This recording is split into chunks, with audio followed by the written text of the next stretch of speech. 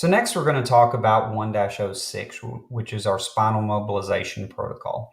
This is a fairly substantial change in philosophy from what has occurred over the past 40 to 50 years or more in the pre-hospital world, and really has been coming down the line over the past several years in the emergency medicine, trauma, and EMS communities.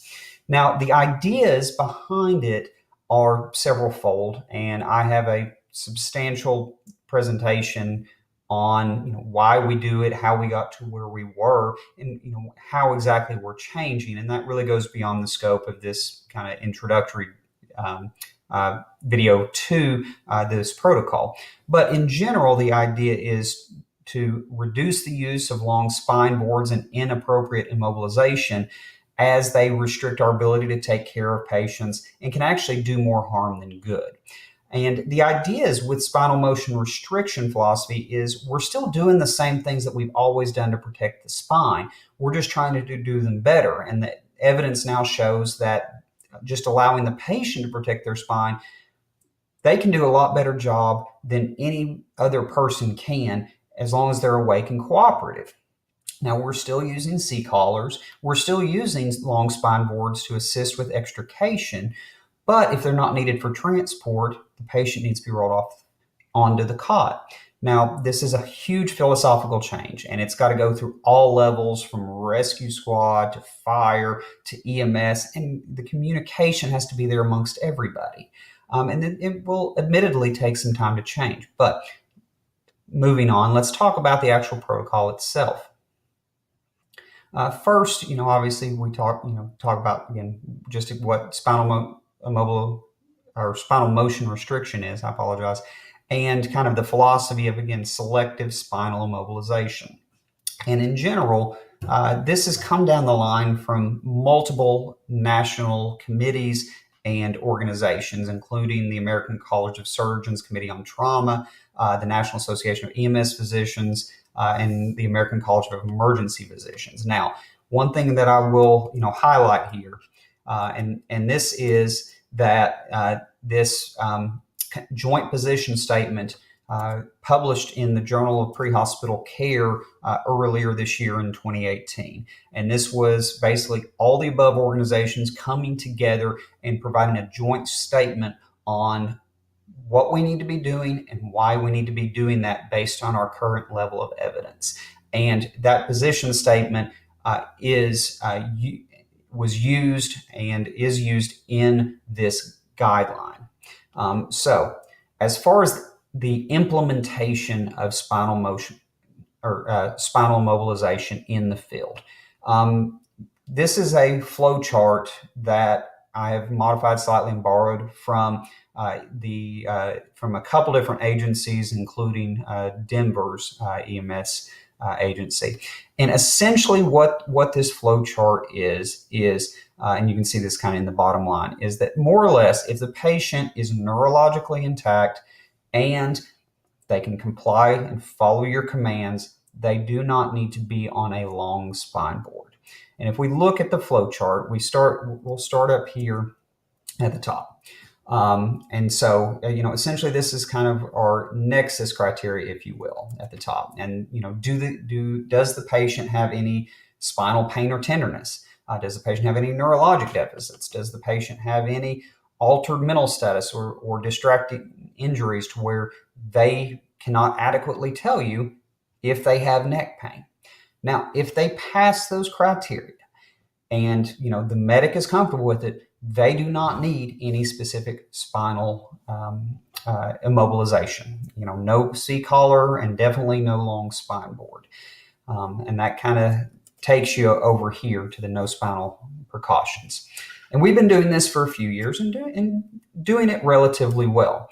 Now, if they have complaints of neck or back pain, or obviously cannot cooperate or are altered, then simply put a collar on the patient. Ask them not to move their neck. At that point, you can do a full neurological evaluation, and that's kind of where we get down to this box here. And what we're looking for is an objective, not a subjective complaint of tingling, but an objective complaint of a neurologic deficit. And what we're looking for is a spinal cord injury at this point. If they have bilateral weakness in the arms or legs, then at that point, we move down here to our full or traditional spinal immobilization. If they have a unilateral weakness, especially just one arm, that's indicative of a nerve injury, not a spinal cord injury, and they would need a C-collar, but would not need a long spine board used at that time. Obviously, if they are significantly altered to where they are obviously are unresponsive, or if they have the inability to follow commands, and that kind of takes us down here to the bottom with with kind of explaining the decreased level of consciousness here. So, if they have a decreased level of consciousness, I'm not talking about some mild confusion. I'm talking about, they are, not responding to anything but pain. Then, they need to, be fully immobilized. However, if they can follow commands, talk with you, and they do not have bilateral weakness, then the question is, if they are ambulatory and can extricate themselves from the situation, you need to let them get up if they can do it themselves. I mean, even if you have to cut a door off a car, if they're not injured and they can stand up and move themselves, let them do that. And if they can do that, they can get themselves to the gurney, put them in a position that they're comfortable in with that cervical collar. Now, if they're not ambulatory due to injury and they can't extricate themselves, then we can assist them to extricate them. And we can use a long spine board to assist with that extrication if need be. And, if we take them on that long spine board and move them to the cot, and they do not have the signs over here where, they are substantially decreased level of consciousness or bilateral weakness, if they can lay on that cot and they can comply with your instructions, they can answer your questions reasonably, they do not need to be on a long spine board. Now, if they cannot follow commands, and that's due to a neurologic deficit, that's due to intoxication, psychosis, something where they are not able to show you that they can protect their own neck, then you can continue to leave them on a long spine board. So, as I mentioned, essentially what this boils down to is if they are neurologically intact and they can follow commands, then you can extricate them on a long spine board, but they need to be transported just on a cot with a collar. And again, this is something that's going to take some time to get through all the levels in first response and all the providers, and it's got to be something that we're comfortable with. So if there's any questions, like I said, I have done a lot of research into this. This is coming down from multiple national agencies, multiple national organizations, position statements, and I'm happy to share that information with anyone. As far as the procedure itself, again, this is all fairly straightforward things that we've been doing. You're essentially doing the same things that we've been doing for years. We're just not keeping people on that spine board. So the first step is just restricting that gross movement of the spine. Patients can do it a lot better than we can. So if they're able to do it, let them extricate themselves, be it up a hill, out of a car, whatever. If there's a patient who's ambulatory on scene, never, ever, ever do a standing takedown. Okay? If they're able to walk around, they are neurologically intact enough to where they do not need to be on a long spine board ever. Put them in a collar, let them sit down on a cot. This is also to make your job a lot easier in the field. Obviously, we're still applying C-collars just as we were before. Do it before they extricate themselves if need be. If you get to a scene and the patient's already been packaged up in a long spine board, unstrap them. If they can extricate themselves and protect themselves, they can kind of help you get off that long spine board themselves. If you're not comfortable with that, log roll them off onto your cot. Tie them down like you normally would. Put them in a position of comfort. Again, they can tell you, or I should say, if they can tell you, that they're comfortable and they're, that doesn't make it worse, then it's perfectly fine to put them in that position. And obviously at the bottom here, continuous neurologic evaluations. With every movement, reevaluating them, making sure that you're not having a worsening of their neurologic exam.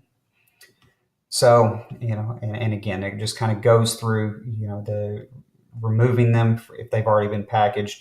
A couple quick things just on our special circumstances.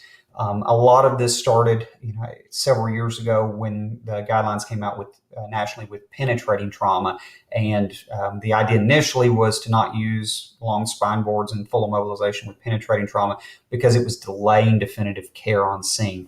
And essentially, with penetrating trauma, if they don't have a neurologic deficit, where they have some sort of, gunshot or stab through the spinal cord, you need to just load them on a cot as quickly as possible and go.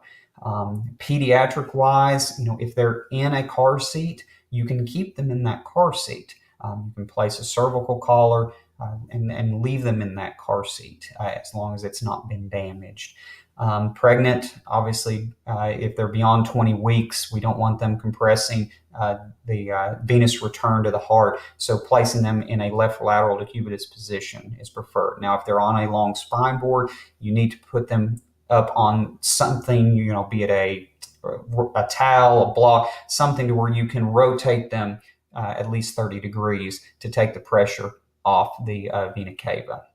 And obviously with interfacility transports, should never, ever transport someone between facilities on a long spine board. Once they have been rolled off, there is no reason to put them back on. Leaving them in a cervical collar, absolutely reasonable. But if the facility has put them back on to a long spine board, do just like you would do if they've been packaged on scene. Take them to the truck, roll them off onto the cot for comfort.